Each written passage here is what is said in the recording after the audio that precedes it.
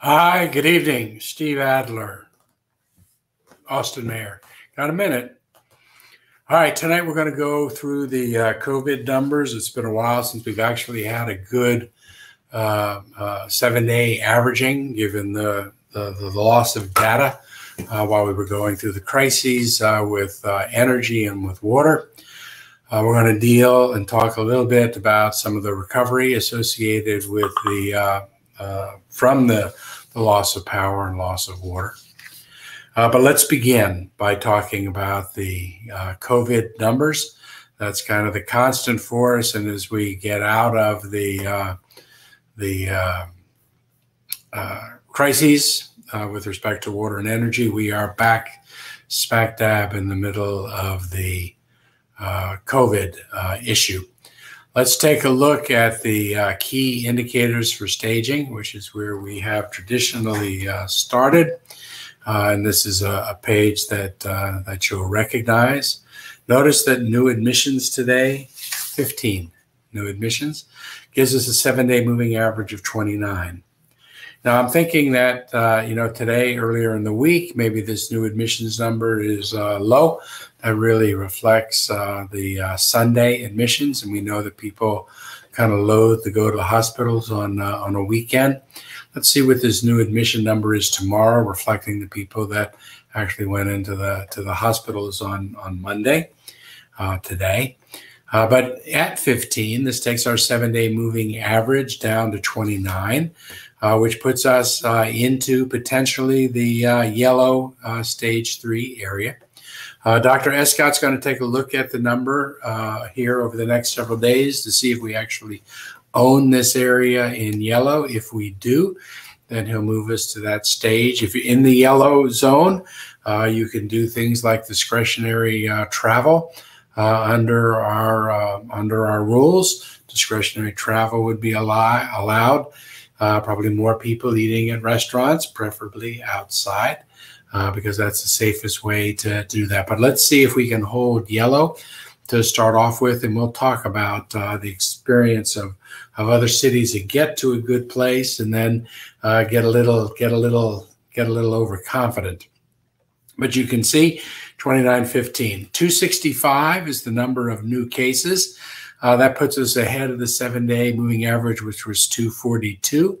And we're also told that the database for new cases for Sunday, 228, really wasn't entered, so that we know that the 7-day moving average is artificially low.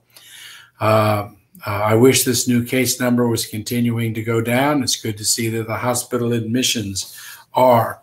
Just by way of comparison, back on February 10th, before we started moving into the cold crisis that we had, the 7-day moving average was at 50. So between February 10th and today, March 1st, the 7-day moving average has gone from 50 down to 29. On that February 10th, the number we showed for new admissions was 43. That's gone down to 15. Let's take a look at the comparison, the 7-day moving average of hospitals, ventilators, and ICUs, and see how it is that we're doing compared to what the 7-day moving average is. Let's see what the actual numbers are.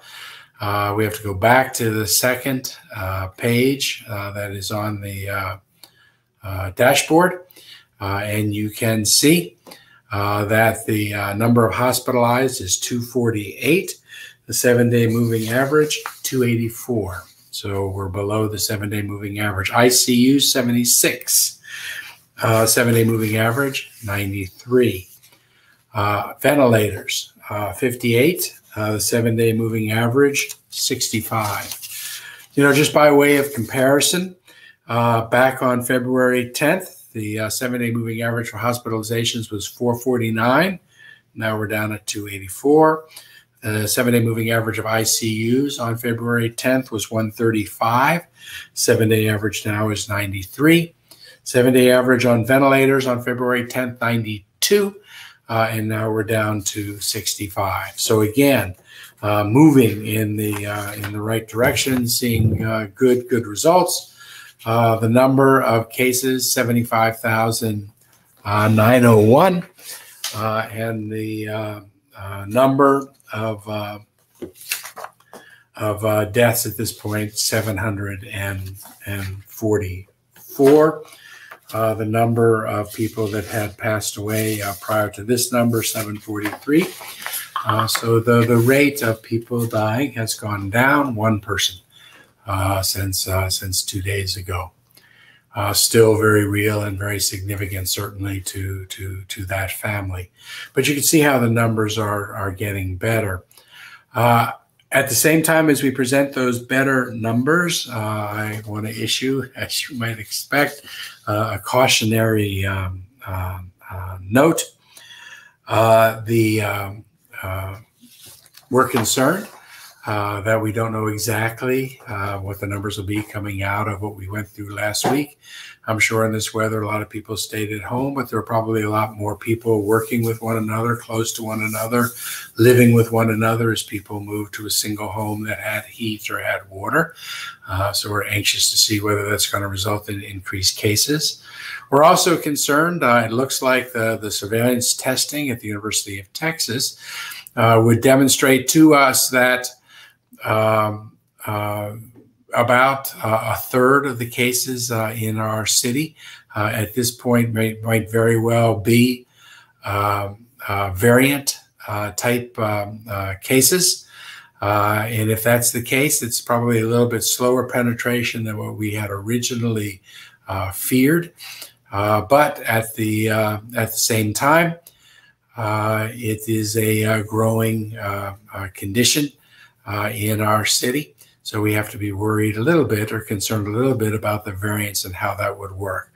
But the University of Texas, basing surveillance testing on students, would indicate about a third of the new cases that they are seeing now, primarily the United Kingdom variants that we're seeing. But those are the numbers that we're seeing with respect to the virus. There was an article that appeared yesterday about Israel. Israel, probably the country that leading any other country in the world in terms of getting their population vaccinated. Over 60% of the population in Israel has been able to get vaccinations, but yet they're having a spike right now of viruses. And the article was trying to understand that or explain that, and the conclusion that they came to was that the country got a little overconfident when they started getting vaccinations that high, when they started seeing that people 60, 65 and older were not showing up in their hospitals. People began to relax. And what they're seeing right now is a marked increase of people in their 50s that are ending up in hospitals right now and in ICUs. We cannot get overconfident, and we have to remember that we have to continue to mask, whether you've had the vaccination or not, and still maintain the distance. Avoid large groups without wearing your mask. These are things that we're going to have to continue to do for some time to keep the numbers down, to increase our chances of keeping schools open and businesses open. We cannot get overconfident, which is why I am concerned when I hear our governor suggest that he might very well be moving away from a mask mandate in the state. I'm concerned about that because virtually all of the research indicates that masking is one of the most effective things we can do, one of the least costly preventative measures we can have. It actually works, especially with double masking at this point.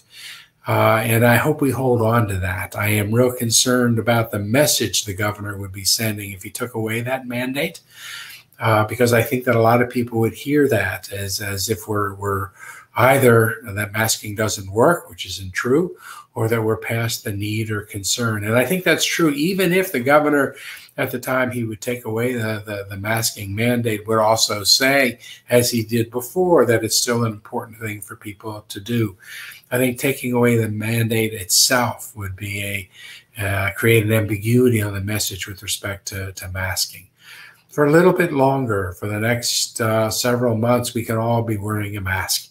Let's get the numbers down. Let's drive the numbers even lower so that we can really hold on to these low numbers. Let's continue to get folks vaccinated so that we can keep schools open and open up businesses. You know, the positivity that we showed on that dashboard a second ago was 9.5%.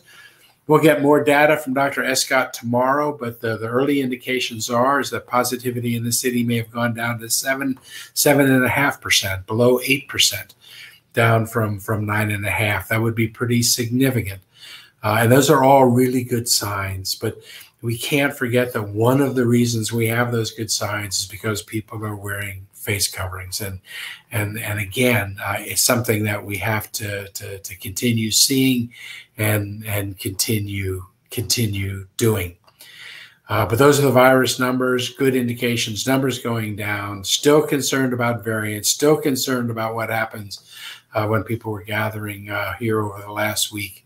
But glad to see the numbers that are going down. Let's talk for just a second about the recovery operation that's going on right now. While we have energy restored to the entire city, while we have water restored to the entire city, we still know that there are some pockets in the city that are without water. Here is something from the City of Austin website, Austin Water, that you can all see at this point. Let's see if we can get this for you with Austin Water. Here is a map. You can see the small dots on this map. The yellow dots that you see are water outages that have been reported but haven't yet been verified. The red dots are plumbing issues reported and confirmed. The red dots with the blue circles are plumbing issues that are reported and resources have been deployed. And just the blue dots by themselves, and you can see those, that's the predominant dot that you see, are plumbing issues that have been resolved. Even though water's been restored to the entire city, what we're finding is you can still find homes or apartment complexes with 10 buildings and 2 of the buildings are out. That's not an issue with an Austin water line that's going out. Those are the plumbing lines on the property itself. We're working with the landlords to try and get the landlords engaged. Code is out, enforcing that, issuing citations.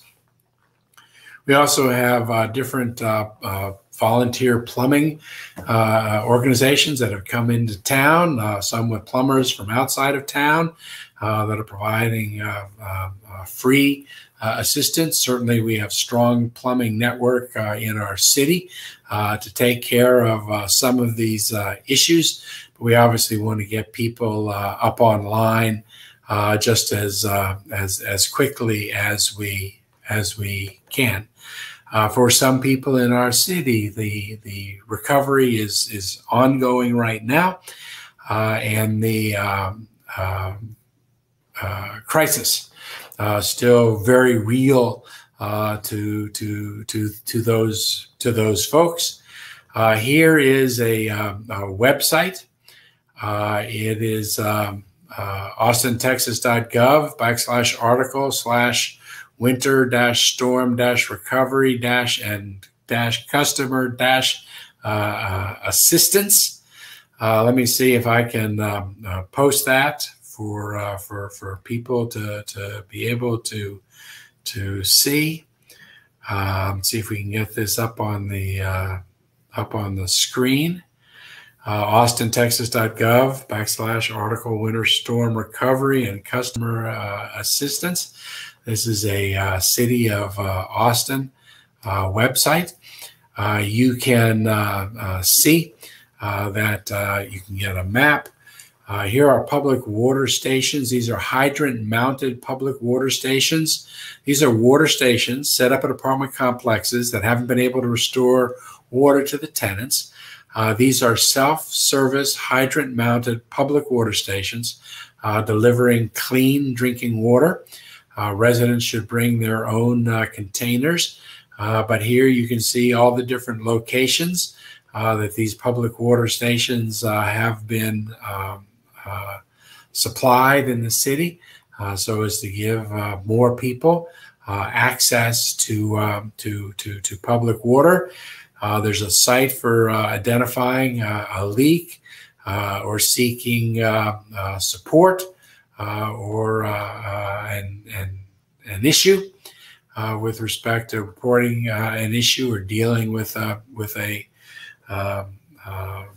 problem that folks might have. We have a centralized water outage. With respect to the number of properties, it looks like there are 567 properties that reported weather-related issues. We're working our way through those. About 290 still have to be validated, but 67 of the 567 are still reporting a plumbing issue. And that's why we're trying to get plumbers out. 207 properties have had their water restored, which is a significant portion of the numbers that were producing presenting the challenges. I've already spoken to you about the hydrant system. That's also referred to as the MacGyver solution. We're setting up stations. I know that the Austin Fire Department Association, our firefighters, early in the development of that system. Those folks have just been great, the firefighters, during this entire process. At this point, we have 16 hydrant-mounted public water stations for potable use. We have 2 tanker trucks that are delivering water for potable use. They're kind of circulating among 14 different locations. There is a stationary bulk public water station at ACC Northridge. And there are 2 water kind of totes cubes have been deployed by the nonprofit Austin Needs Water. We have tanker trucks that have been scheduled to visit all these locations today, but we're moving that around as weather and other contingencies will allow. We're increasing the communications effort with Spanish media and others to make sure that folks can tie in to 311, and we're not, but otherwise reaching to people through Spanish media. To make sure that we reach as many people as we can that are in a bad situation, and we're trying to work now with the property owners, as I said earlier, and use code enforcement to move those things forward. We are still in the crisis for so many people. We're going to continue the effort to supply water as best we can. Just by way of additional mention, this past week, Austin Public Health has given out over 30,000 vaccinations. That was catching up on some of the vaccinations that we couldn't give during the storm, but working at 4 different locations, increasing the number of hours, the number of volunteers and others present. We've been able to catch up. The system is a little different. There's a queuing opportunity now, and you can see where you are. If you had a first vaccine, know that you'll be contacted about the second vaccine. It won't be given away. Yours has your name on it. Know that there are about 350 vaccine providers in Travis County that have been approved by the Texas Department of State Health Services, what they call DSHS, D-S-H-S, that are giving out vaccines. We don't have real good visibility on their vaccines or who they're giving them to. Still, people are supposed to be focusing on those 65 years of age or older. My birthday's in March, and it'll be my 65th birthday. I'm not eligible at the moment. The county, Travis County, and Judge Brown worked with 3 other counties in the area to set up a vaccine distribution at CODA. They gave out about 3,000 vaccines. Obviously, there's a capacity to do much greater than that. We all continue to lobby for additional supply of vaccine to Austin Public Health and also to Travis County and this county consortium. Maybe we can get some more vaccines for out of Dakota, increasing the number that we have in the city. Final mention, tomorrow, City Council work session. We have a meeting on Thursday. We'll get a report from Dr. Escott and his what used to be his weekly reporting of data. So tomorrow night we'll have a pretty significant data dump related to the virus and positivity and the demographics. We'll hear what Dr. Escott says about the appropriate risk level for us to be in. Also at the City Council meeting tomorrow is going to be a briefing about cadet classes, the discussion of whether or not the city should initiate a cadet class in the spring, in part because those folks, new cadets, could be our cultural change agents. Maybe set up a system where we can actually, all of us in the public with a live video cam, actually watch the cadet class so that we can learn. At the same time, we've had past reports that have indicated significant problems and challenges with our cadet classes. And we don't want to do cadet classes until we believe we can be doing them right. But anyhow, that's going to be the conversation tomorrow that we have. It's all part of the kind of rethinking or reimagining public safety. In the last several weeks, we moved the forensic lab out from under the police chief, put it under the city manager, in part because it'll make it more credible in trials where we're trying to convict people of crimes if it's outside of the police. In part because that makes it more responsive to the community generally, and maybe we can avoid the backlog in rape tests that we have seen over the last several years. But in doing that, we continue to fund it, same operations, same people, just different reporting. Some people will say that represents a $12 million decrease in the police budget. It's hard for me to see it as a decrease in the budget at all because the budget stays the same. It's just the reporting structure that differs. But tomorrow we'll talk about the data on virus. We may talk about a little bit about the briefing on cadet classes, and we will certainly talk about the challenge, the recovery challenge that still a significant number of people are in our city, not yet with water. And with that, wish you all a good night. Take care and please be safe.